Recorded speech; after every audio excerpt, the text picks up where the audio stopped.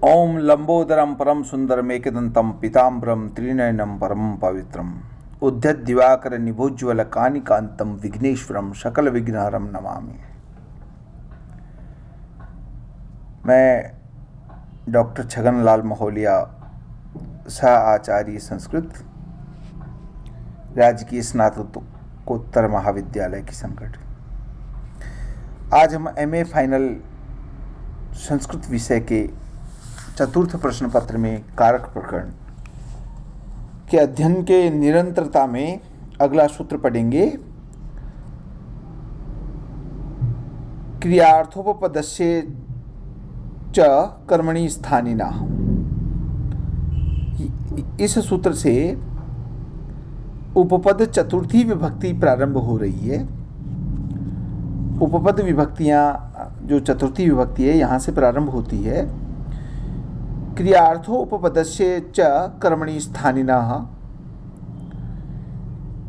क्रियार्था क्रियाः उपपदम यस्य तस्य स्थानिनो अप्रयुज्यमानस्य तुमनः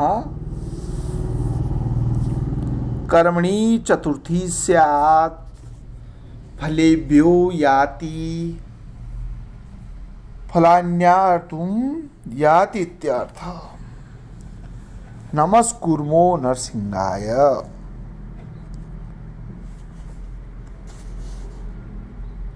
नरसिंहम् अनुकूलं मीतुम् इत्यर्थः। एवं स्वयंभुवे नमस्कृत्य इत्यादावपि।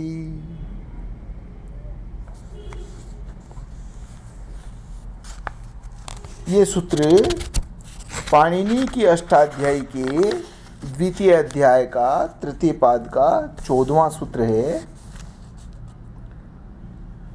क्रियार्थोपपदस्य च कर्मणि स्थानिनः।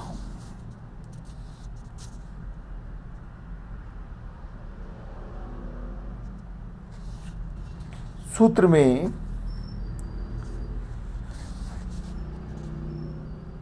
क्रिया फलक क्रिया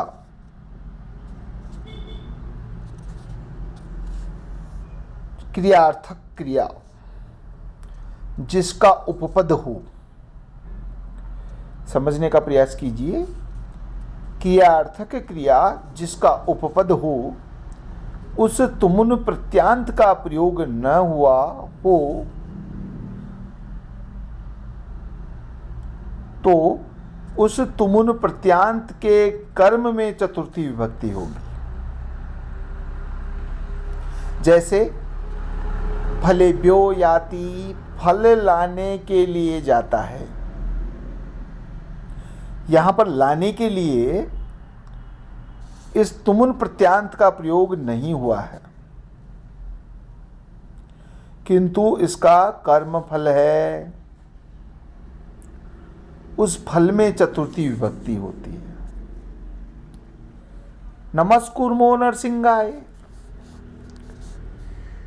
नरसिंह को अनुकूल करने के लिए नमस्कार करता है। यहां पर अनुकूल करने के लिए अनुकूलितुम का कर्म नरसिंह है, उससे चतुर्थी विभक्ति होगी। इसी प्रकार स्वयंभुवे नमस्कृते इत्यादि में भी मानना चाहिए। यहाँ जानने योग्य बात यह है कि क्रियार्थोपपदस्य च कर्मणि स्थानिनः सूत्र में चतुर्थी संप्रदाय से चतुर्थी की अनुवर्ती आ रही है। अनभिहिते का यहाँ अधिकार प्राप्त है। क्रियार्थ अर्थात प्रयोजनम। यस्यासा क्रियार्था क्रिया अर्थ प्रयोजनम जिसकी वह क्रिया क्रियार्था होती है। यह पद विशेषण है।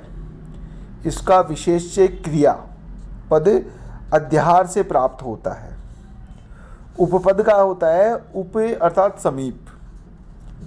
उप समीप में, उच्चारित पद,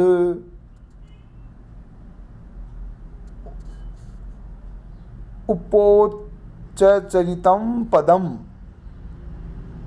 क्रियार्था क्रिया उपपदम यस्य, अर्थात क्रिया फलक क्रियावाची उपपद है जिसका। इस विग्रह में समास कर षष्ठी एक वचन में क्रियार्थोपपद से बनता है। इस विग्रह में प्रयुक्त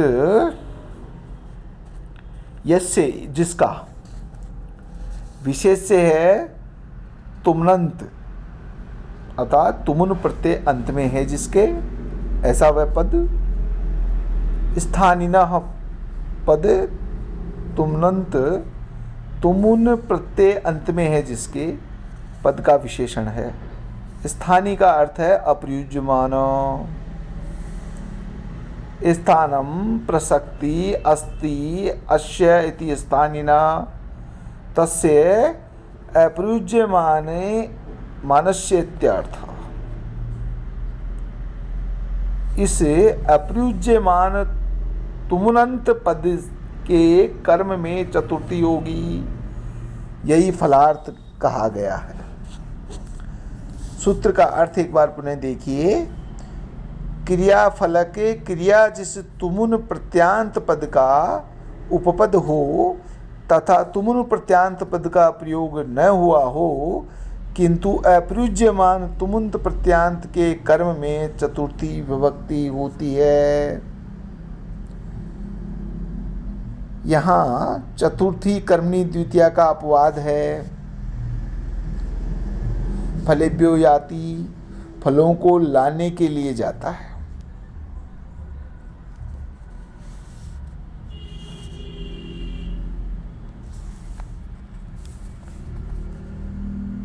इसमें आगे देखिए आप, फलेभ्यो याति में तादर्थे चतुर्थी से चतुर्थी विभक्ति क्यों नहीं हो सकती? इसलिए नहीं हो सकती कि याति जो है यान क्रिया फल के लिए होती है। फल के लिए होती तो तादर्थे चतुर्थी में चतुर्थी हो सकती थी, किंतु यहाँ पर यान क्रिया फल कर्मक आहरण यानी कि लाने की क्रिया के लिए है। अतः तादर्थे चतुर्थी से फल शब्द में चतुर्थी प्राप्त नहीं होगी।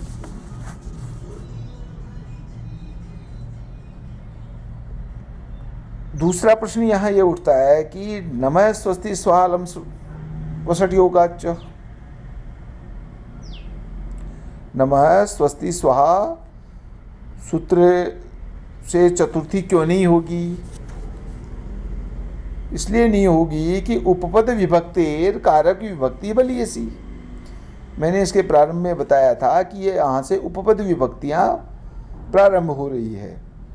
इस परिभाषा के नियम से नमः स्वस्ति स्वाहा स्वधा अलम प्रयोगाच सूत्र को बाध करके कर्मणी द्वितीया हो जाती है, और द्वितीया को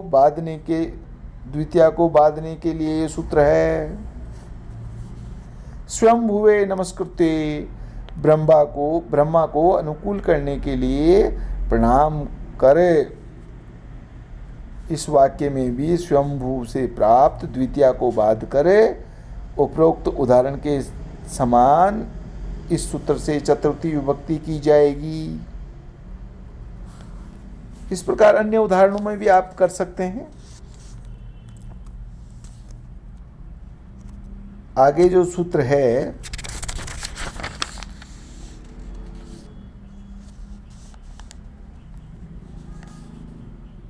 तुमर्थाच भाववचनात्, पाणिनि की अष्टाध्यायी के द्वितीय अध्याय के तृतीय पाद का 15वां सूत्र। भाववचनाच्चति सूत्रेण यो विहितस् तदन्तात् चतुर्थी स्यात्, यागाये याति यष्टुम याति इत्यर्थः। तुमर्थाच्च भाववचनात्,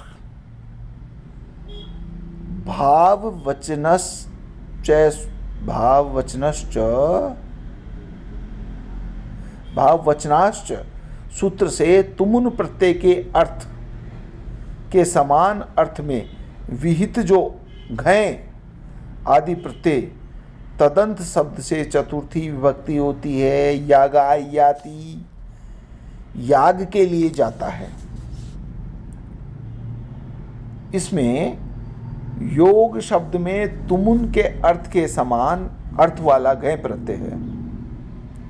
अतः तदंत घय प्रत्यांत याग में या याग से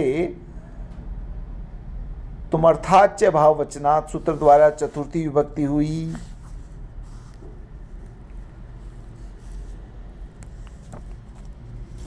आगे हम अगला सूत्र पढ़ेंगे। नमः स्वस्ति सुधा अलम वषट योगाच्च, जो कि अगली कक्षा में पढ़ेंगे। अस्तु।